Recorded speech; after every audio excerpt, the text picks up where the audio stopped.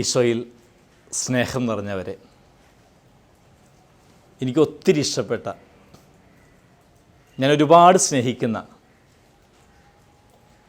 ഒരു നല്ല വിശുദ്ധയെക്കുറിച്ചാണ് ഞാൻ നിങ്ങളോട് സംസാരിക്കുന്നത്.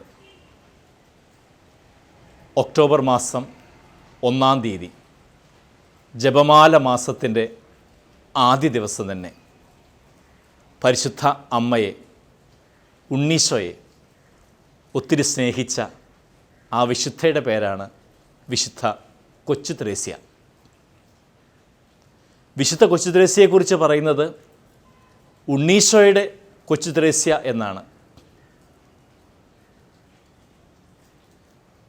ഏതാണ്ട് 1 വർഷത്തോളം കൂട്ടുകാടുള്ള നമ്മുടെ രൂപതയിലെ ഒരേ ഒരു ദൈവാലയമാണ് വിശുദ്ധ കൊച്ചു ത്രേസ്യയുടെ നാമധേയത്തിലുള്ളത്. അത് കൂട്ടുകാട് ലിറ്റിൽ ഫ്ലവർ ചർച്ചാണ്. അവിടെ വെച്ചാണ് വിശുദ്ധയെക്കുറിച്ച് കൂടുതൽ അറിയുവാനും വിശുദ്ധയോട് കൂടുതൽ പ്രാർത്ഥിക്കുവാനും എനിക്ക് സാധിച്ചിട്ടുള്ളത്. ഞാൻ എപ്പോഴും ശ്രദ്ധിക്കുമായിരുന്നു, നാനാജാതി മതസ്ഥർ ഒരുപാട് പേർ ആ ഇടവകയുടെ ചുറ്റുപാടുമുണ്ട്. ആ ദൈവാലയത്തിൻ്റെ മുൻപിലൂടെ കടന്നു പോകുമ്പോൾ അവർ കൈകൾ കൂപ്പി ദൈവാലയത്തിൻ്റെ മുകളിലുള്ള വിശുദ്ധയുടെ രൂപത്തിൻ്റെ മുമ്പിൽ പ്രാർത്ഥിക്കുന്നത് ഞാൻ കാണുമായിരുന്നു.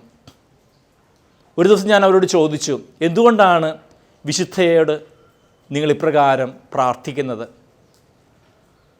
അവർ പറഞ്ഞ ഉത്തരം എന്നെ ഏറെ സന്തോഷിപ്പിച്ചു. അച്ഛാ, ഞങ്ങൾ എന്തു പ്രാർത്ഥിച്ചാലും വിശുദ്ധ കൊച്ചു ത്രേസ്യ പുണ്യവതി ഞങ്ങൾക്ക് നൽകും. എന്നിട്ട് എന്നോടൊരു ചോദ്യവും ചോദിച്ചു. അച്ഛാ, ഞങ്ങൾ കുറേ നാളായി ചോദിക്കണമെന്ന് ആഗ്രഹിക്കുന്നൊരു ചോദ്യം. എന്തുകൊണ്ടാണ് വിശുദ്ധയുടെ ചുറ്റും കുറേ റോസാപ്പൂക്കൾ ഇങ്ങനെ വെച്ചിരിക്കുന്നത്? ഒക്ടോബർ 1-ാം തീയതിയാണ് വിശുദ്ധ കൊച്ചു ത്രേസ്യയുടെ തിരുനാളായി ആചരിക്കുന്നത്. വിശുദ്ധ പത്താംപിയൂസ് മാർപ്പാപ്പ വിശുദ്ധ കൊച്ചു ത്രേസ്യയെക്കുറിച്ച് പറയുന്ന വാക്കുകൾ ഇപ്രകാരമാണ്: ആധുനിക ലോകത്തെ ഏറ്റവും വലിയ വിശുദ്ധ എന്നാണ്. 1873 ജനുവരി 2-ാം തീയതിയാണ് ഫ്രാൻസിലെ അലൻകോൺ എന്ന കൊച്ചു ഗ്രാമത്തിൽ വിശുദ്ധ ഭൂജാതയായത്. നല്ല ദൈവഭയമുള്ള, നല്ല ദൈവസ്നേഹമുള്ള ഒരു കുടുംബത്തിലാണ് ജനിച്ചത്. മാതാപിതാക്കളുടെ പേര് Celine Martin and Louis Martin എന്നാണ്. വളരെ പാവപ്പെട്ട ഒരു കുടുംബമായിരുന്നു കൊച്ചു ത്രേസ്യയുടെ കുടുംബം. ഈ മാതാപിതാക്കന്മാരുടെ വിശുദ്ധി അനുഭവിച്ചറിഞ്ഞ് 2015 ഈ മാതാപിതാക്കന്മാരെ വിശുദ്ധരായിട്ട് പ്രഖ്യാപിച്ചു. വിശുദ്ധ കൊച്ചു ത്രേസ്യയുടെ മുഴുവൻ പേര് മരിയ ഫ്രാൻസിസ് തെരേസ മാർട്ടിൻ എന്നായിരുന്നു. കൊച്ചു ത്രേസ്യയ്ക്ക് 4 വയസ്സുള്ളപ്പോൾ തന്നെ കൊച്ചു ത്രേസ്യയുടെ അമ്മ ദൈവസന്നിധിയിലേക്ക് യാത്രയായി. 9 മക്കളിൽ 4 പേരും ചെറുപ്പത്തിൽ തന്നെ മാലാഖമാർ സ്വർഗത്തിലേക്ക് കൂട്ടിക്കൊണ്ടുപോയി. കുഞ്ഞായിരുന്നപ്പോൾ തന്നെ ഈശോയുടെ മണവാട്ടിയായിട്ട് തീരണം എന്ന വലിയ ആഗ്രഹമായിരുന്നു വിശുദ്ധ കൊച്ചു ത്രേസ്യയ്ക്ക്. എന്നും മാതാവിനോട് പ്രാർത്ഥിക്കുമായിരുന്നു. കുഞ്ഞുനാളിലെ സ്വന്തം അമ്മയെ നഷ്ടപ്പെട്ടപ്പോൾ ഇനി മുതൽ പരിശുദ്ധ അമ്മയാണ് എൻ്റെ അമ്മ എന്നവൾ എല്ലാവരോടും പറയുമായിരുന്നു. അത്രയേറെ സ്നേഹിക്കുമായിരുന്നു വിശുദ്ധ കൊച്ചു ത്രേസ്യ പരിശുദ്ധ അമ്മയെ. വിശുദ്ധ കൊച്ചു ത്രേസ്യയ്ക്ക് 10 വയസ്സുള്ളപ്പോൾ തന്നെ ഗുരുതരമായൊരു രോഗം ബാധിച്ച് കിടപ്പിലായി. പരിശുദ്ധ അമ്മയുടെ മാധ്യസ്ഥം വഴി ആ രോഗം നിശേഷം മാറി. 15-ാമത്തെ വയസ്സിൽ കർത്താവിൻ്റെ മണവാട്ടിയായിട്ട് എനിക്ക് മാറണം, ഒരു മഠത്തിൽ ചേരണം എന്ന പ്രത്യേകമായ അനുവാദം ലഭിക്കുവാനായി അപ്പച്ചൻ്റെ കൂടെ റോമിലേക്ക് യാത്ര തിരിച്ചു. ഒരുപാട് ബുദ്ധിമുട്ടുകൾ നേരിടേണ്ടി വന്നു.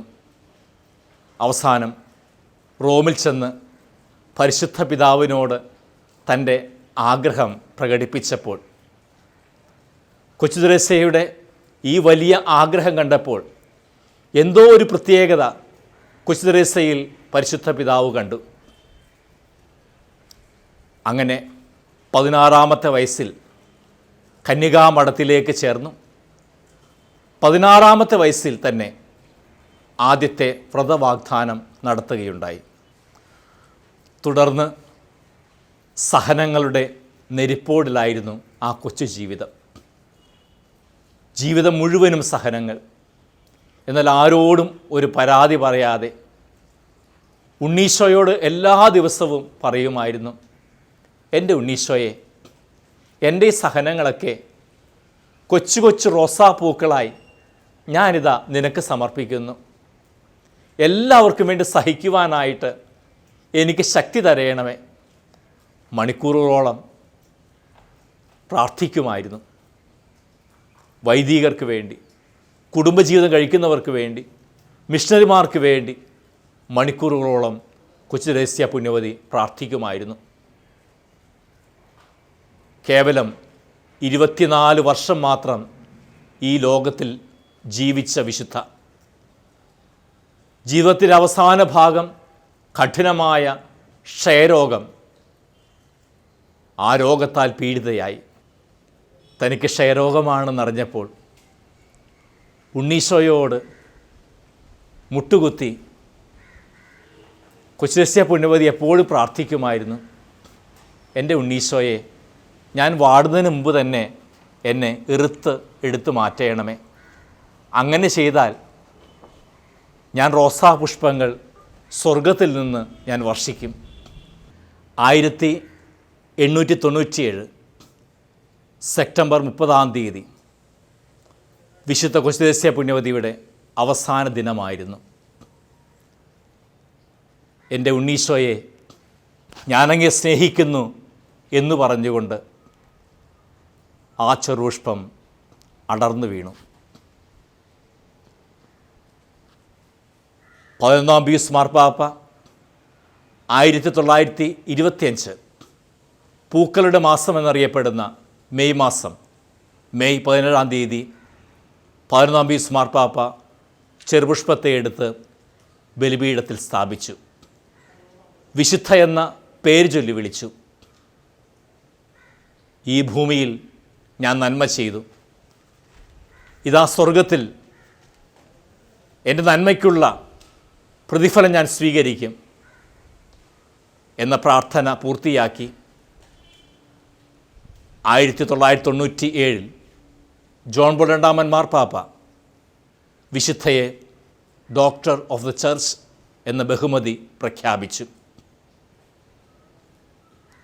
അങ്ങനെ മിഷണറിമാരുടെ മധ്യസ്ഥ എന്നറിയപ്പെടുന്ന വിശുദ്ധ കൊച്ചു തെരേസ്യ പുണ്യവതിയുടെ ഈ തിരുനാൾ ദിനത്തിൽ നമുക്കും പ്രാർത്ഥിക്കാം.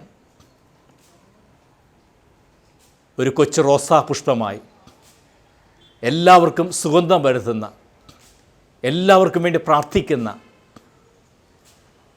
ഒരു പുണ്യജീവിതം എനിക്ക് തരയണമേ എന്ന് ഈ പുണ്യവതിയുടെ മാധ്യസ്ഥം യാചിച്ചുകൊണ്ട് നമുക്ക് പ്രാർത്ഥിക്കാം. ദൈവം നമ്മെ അനുഗ്രഹിക്കട്ടെ.